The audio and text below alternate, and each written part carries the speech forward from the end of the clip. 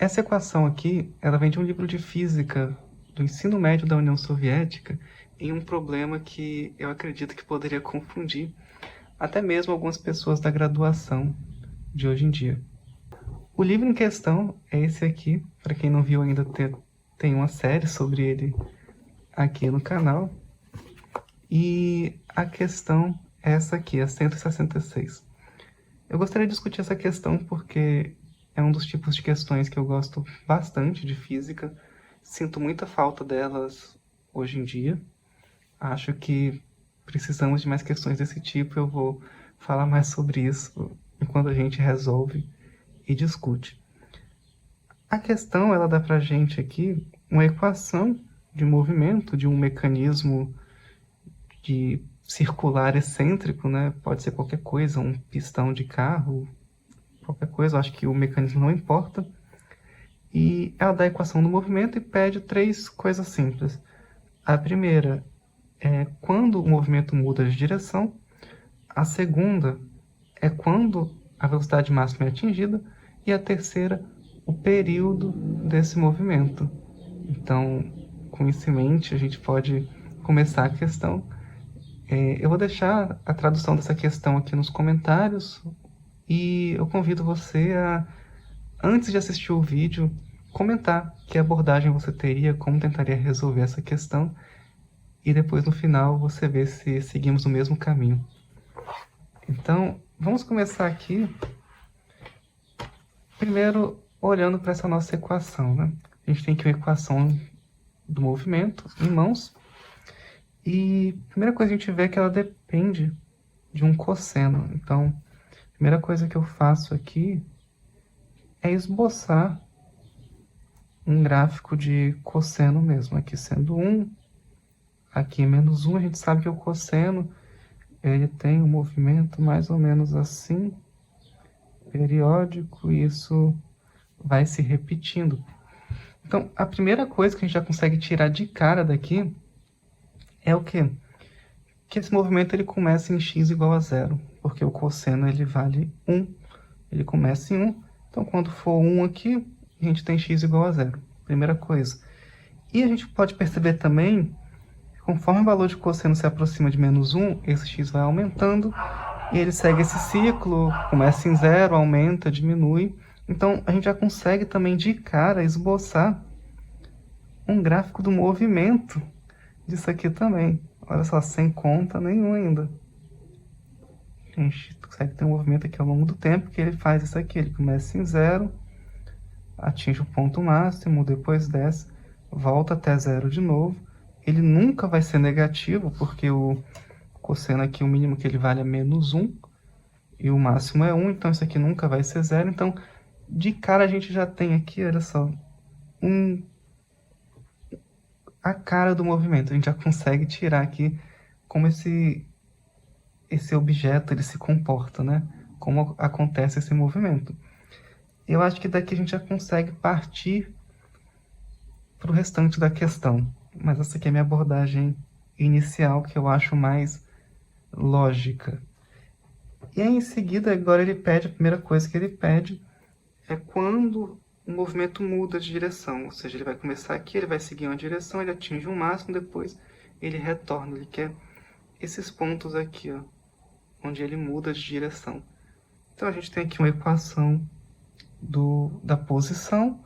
A gente quer saber de velocidade, né? A gente quer onde ele muda de posição, então a gente quer saber quando a velocidade é 0, porque ele tem velocidade, aqui ele tem que parar para mudar a direção do movimento. Então, a gente precisa de velocidade agora.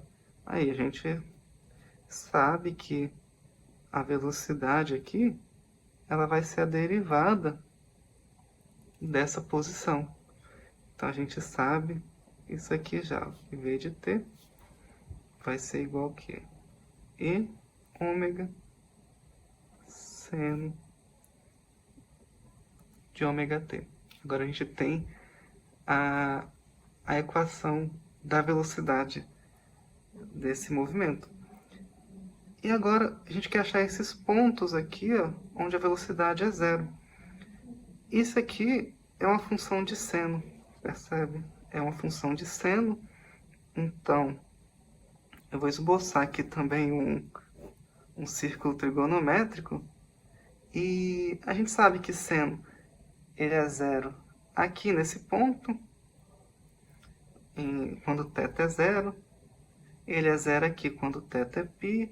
E volta a ser zero aqui em 2π. Então, olha só, a gente sabe que a velocidade vai ser zero quando isso aqui for zero. Isso aqui vai ser zero quando ômega-t for igual a π e quando ômega-t for igual a 2π. Então, a gente já sabe responder a primeira parte da questão. A gente sabe que ele vai mudar de direção, né? Nos tempos aqui, t igual π sobre ômega e em t igual 2π sobre ômega. Percebe? Pouquíssima conta a gente consegue extrair muita informação desse problema.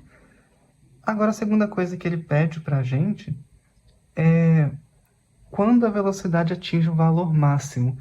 E aí você pode querer vir aqui, fazer uma derivada segundo e tudo, mas, de novo, não precisa. A gente tem que isso aqui depende somente de seno, isso é constante, então a velocidade vai ser máxima quando o seno for máximo.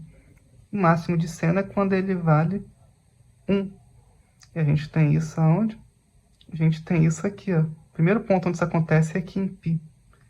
Então, para responder a segunda parte da questão ali, onde a velocidade é máxima, a velocidade vai ser máxima quando isso aqui for igual a 1.